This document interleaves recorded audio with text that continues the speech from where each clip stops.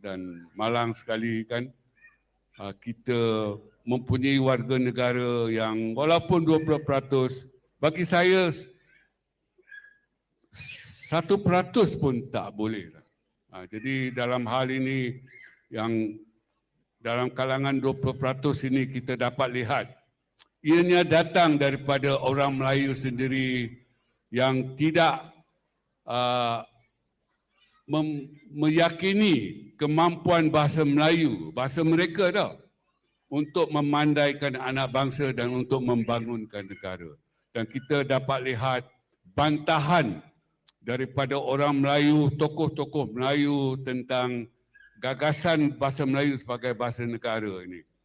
Sehingga kan perkataan-perkataan yang tak sepatutnya digunakan pun mereka gunakan. Gila, syok sendiri dan sebagainya.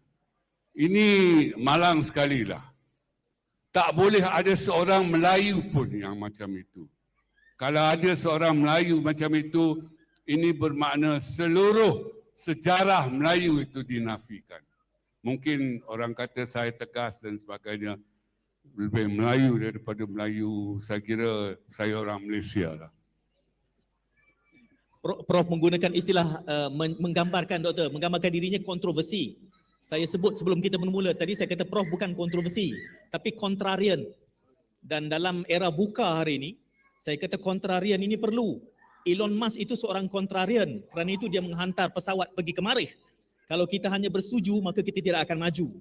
Dan cuma bagaimana pemimpin ingin mengawal idea-idea liar yang berkisar di dalam mata kepala Teo Kok Siong ni, itu cabarannya. Dan kita bawa perbincangan kepada pengantarbangsaan Nusantara. Apabila kita ingin melihat skop, ini adalah masih permainan nombor, game of numbers. Dan tentulah kita akan melihat seluruh Nusantara. Nusantara ini pun sudah menjadi cabaran. Bila kita menyebutnya, dia sudah merujuk kepada satu ibu negara selepas ini. Itu satu permainan psikologi yang sangat licik juga. Tetapi dalam hal yang sedemikian, bila kita mengatakan bahawa perlu bahasa Melayu ini mempunyai citra serantau sekurang-kurangnya kalaupun tidak antarabangsa. Menteri Luar kita sudah memulakannya. Cuma ada juga kritik apabila Menteri Kesihatan menjawab dalam bahasa Inggeris. Tak apalah, itu isu politik yang kemudian lah kita bincang, kita bereskan. Dalam hal ini bila kita kata bahasa Melayu itu harus diantarabangsakan, maka negara yang mana penuturnya lebih besar mengatakan tidak, ini bahasa Indonesia. Kita ada Mabim untuk mengawal ini. Tetapi nampak ada sedikit polemik di awal itu. Bahasa Melayu kah atau bahasa Indonesia yang harus kita ketengahkan? Saya menyebut dalam konteks permainan nombor ini kerana tekanannya juga datang dalam bentuk teknologi. Kita tahu bahawa enjin penterjemahan gratis, instantaneous, Glossby, Google, ia bercakap soal bahasa Indonesia lebih besar daripada bahasa Melayu kerana kuantumnya. Dan ini satu tekanan algoritma, ini permainan matematik ini.